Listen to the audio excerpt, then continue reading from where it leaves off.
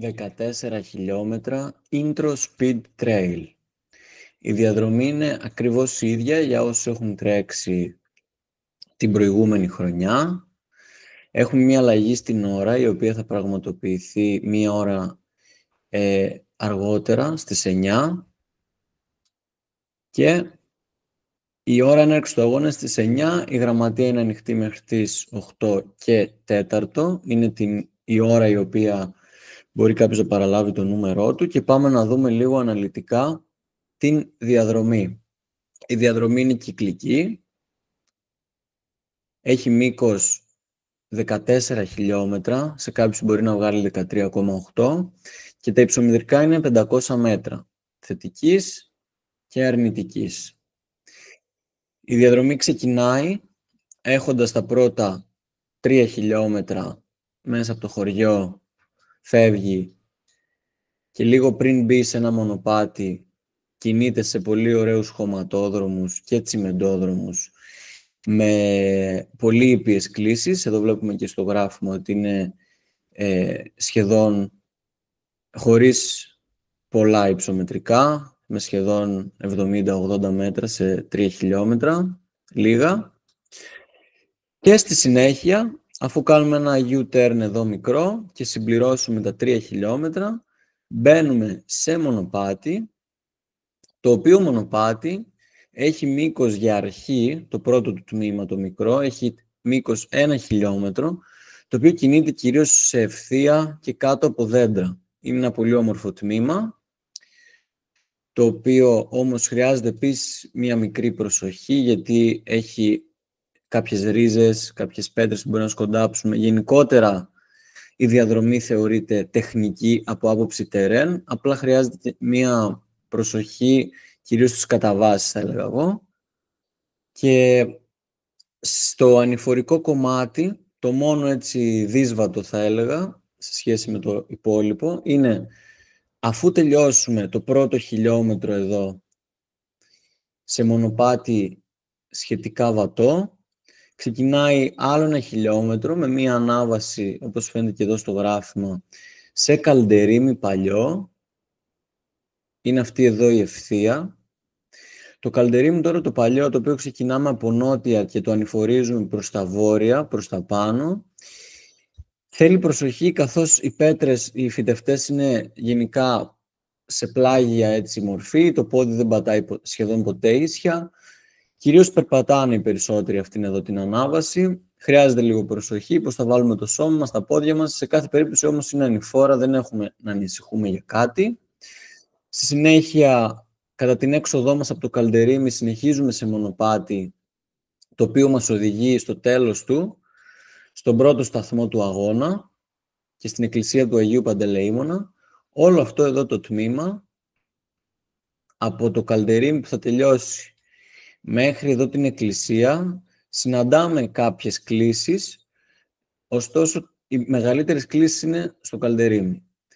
Εδώ είναι ο σταθμός κοντά στην εκκλησία Αγίου Παντελεήμωνας, όπου υπάρχει και ο κόφτης, δηλαδή θα πρέπει οι αθλητές να έχουν φτάσει περίπου στη 1,5 ώρα, με 1 ώρα 45 λεπτά, σε περίπτωση που έχει ζέστη θα δοθεί μια παράταση. Και αυτό είναι ένα πολύ ωραίο τμήμα, κυρίως σε χωμάτινο μονοπάτι μαλακό, χωρίς ιδιαίτερες δυσκολίες. Και το κομμάτι στο οποίο θα μείνω, ένα από τα δύο βασικά κομμάτια μάλλον που θα μείνω, είναι η κατηφόρα αυτή. Με το που περάσουμε το σταθμό μας, ξεκινάει μία κατάβαση, όπως φαίνεται και εδώ στο γράφημα, την οποία περνάνε και ο μεγάλος αγώνας, και θεωρώ ότι είναι ένα σημείο το οποίο χρειάζεται ιδιαίτερη προσοχή. Καταλήγει εδώ σε χωματόδρομο, είναι αυτή εδώ η γωνία.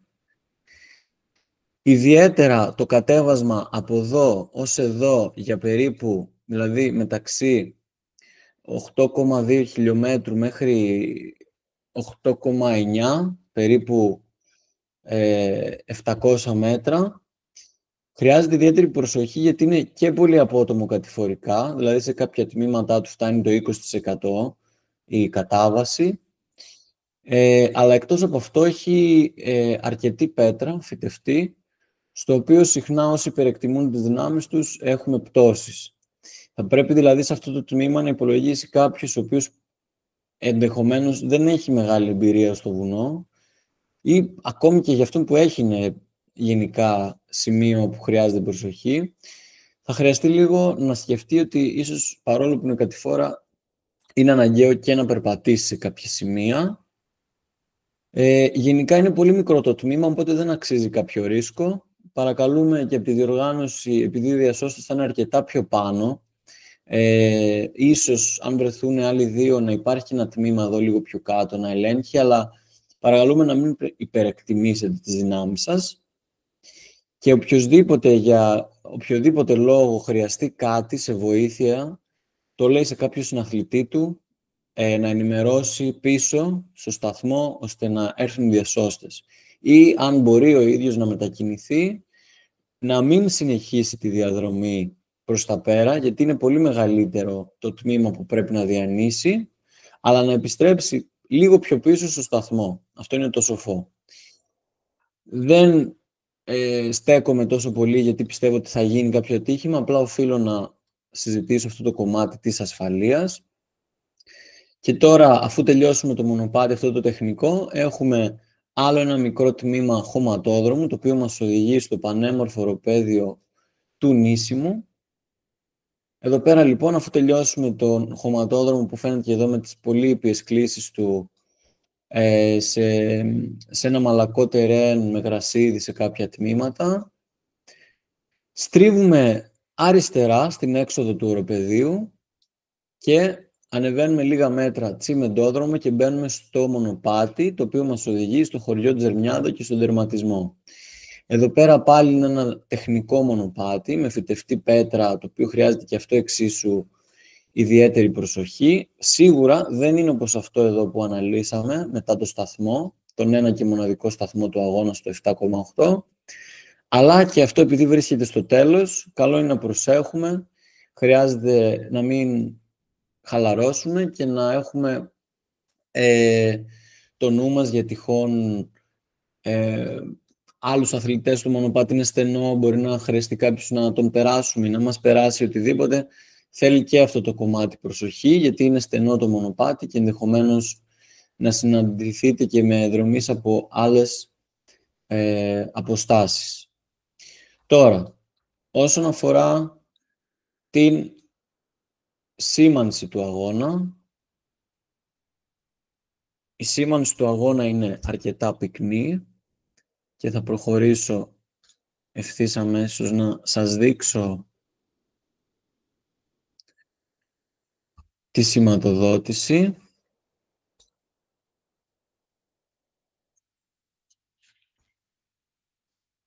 Η σήμανση είναι αυτή εδώ. Θα βρείτε κυρίως κόκκινο σκέτο, αλλά σε αρκετά τμήματα για καλύτερη ορατότητα και πιο μακρινή, ειδικά σε περίπτωση που έχει ομίχλη, είναι αυτό το κίτρινο φωσφορούχο σπρέι. Άρα κυνηγάμε συνδυασμό είτε το κόκκινο, το σκέτο του σπρέι, είτε το κίτρινο μαζί με το κόκκινο. Υπάρχουν και τμήματα στα οποία μπορεί να δείτε και κάποιο βελάκι κόκκινο ή κάποιο χ. Στα χ προφανώς δεν μπαίνουμε, δεν στρίβουμε, στο βελάκι συνεχίζουμε. Εδώ έχουμε επίσης τη μόνιμη σήμανση του αγώνα. Θα βρείτε σε κάποια δέντρα ή σε κάποια βράχια πάνω το ταμπελάκι αυτό με το Κρόνιο Festival και το Κρόνιο Trail, το μονοπάτι. Και αυτό κόκκινο. Και εδώ έχουμε σημαίακια του αγώνα, τα οποία είναι κυρίως πιο έντονα στη μεγάλη διαδρομή, αλλά υπάρχουν και τμήματα του Sky Race, αλλά υπάρχουν και τμήματα στη διαδρομή του Intro Speed Trail 14 χιλιόμετρα που θα βρείτε τα σημαίακια αυτά. Είναι ροζ προς κόκκινο. Εδώ βλέπουμε και στο βάθος επίσης ένα κόκκινο σημάδι. Γενικότερα, σε όποιο σημείο της διαδρομής νιώσουμε ότι έχει περάσει πάνω από ένα λεπτό στο οποίο δεν έχουμε δει τροφοδοσία, στο οποίο δεν έχουμε δει τότε αυτό σημαίνει πως έχουμε κάνει κάποιο λάθος. Θα πρέπει να γυρίσουμε πίσω, να δούμε πού χαθήκαμε. Γιατί η σήμανση είναι πολύ συχνή, είναι πυκνή, είναι και η προσωρινή και η μόνιμη, όπως είδαμε. Οπότε είναι πολύ δύσκολο κάποιος να χαθεί, παρά μόνο αν ενδεχομένως είναι κουρασμένος από προσανατολιστή, ακολουθήσει άλλο δρομέα που έχει χαθεί. Θα πρέπει να αναζητούμε συνεχώς τα σημάδια, τα οποία είναι συχνά, και αυτό βοηθάει και τους δρομείς να νιώθουν ασφάλεια. Στα κέρια σημεία της διαδρομής υπάρχουν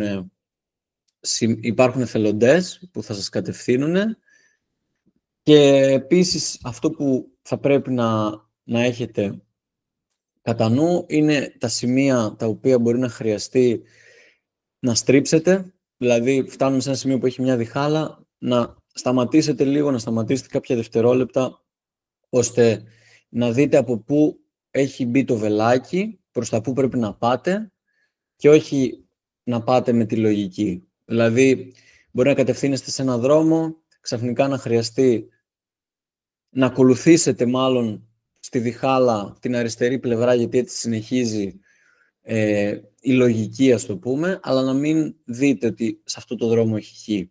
Άρα προσοχή σε τέτοια σημεία, αν και είναι λίγα. Και αφήνω το κομμάτι της σήμανσης. Θα πάω στο κομμάτι λίγο των κανονισμών. Δεν έχουμε να πούμε πάρα πολλά, καθώς δεν υπάρχει υποχρεωτικός εξοπλισμός. Υπάρχει όμως ένα όριο τερματισμού, δηλαδή οι δρομείς θα πρέπει να ολοκληρώσουν τη διαδρομή σε 2,5 ώρες, και υπάρχει και ένα χρονικό περιθώριο στα 85 λεπτά, το οποίο είναι στα 7,5 χιλιόμετρα. Και όπως είπα και πριν, υπάρχει μια περίπτωση να αυξηθεί το χρονικό όριο σε περίπτωση ζέστης. Επιπλέον, έχουμε στα υπόψη μας ότι νερό θα πρέπει να έχει ο καθένας το φλασκί του για να δεχτεί υδροδοσία. Δεν θα μοιράζουμε μπουκαλάκια μικρά με νερό. Οπότε είναι και αυτό κάτι το οποίο κάποιος πρέπει να έχει υπόψη του. Και το μόνο σημείο στο οποίο θα βρει νερό είναι στα μισά περίπου, στα 7,5 χιλιόμετρα. Σε κάθε περίπτωση, οι αθλητές οφείλουν να έχουν και αυτοί μαζί τους τον κατάλληλο εξοπλισμό, κυρίως τα παπούτσια ορεινού τρεξίματος, ένα φλασκί νερό με 500 ml τουλάχιστον, το οποίο θα έχουν από την αρχή του αγώνα και θα μπορούν να ανανεώσουν στα μισά, και ό,τι άλλο θεωρεί ο κάθε δρομέας του φανεί χρήσιμο. Τα μπατόν δεν επιτρέπονται, τα μπαστούνια, και ο λόγος είναι ότι επειδή είναι πολλοί αθλητές στο μονοπάτι, για λόγους ασφαλείας τα έχουμε απαγορεύσει. Ωστόσο, δεν είναι τόσο έντονα τα υψομετρικά για να πούμε ότι είναι και απαραίτητα. Αυτή είναι μια δική μου συμβουλή. Ό,τι χρειαστεί ο καθένας, ό,τι έχει ως απορία, μπορεί να στείλει στο email της διοργάνωσης για επίλυση. Καλή επιτυχία σε όλους, να περάσετε όμορφα και να το απολαύσετε.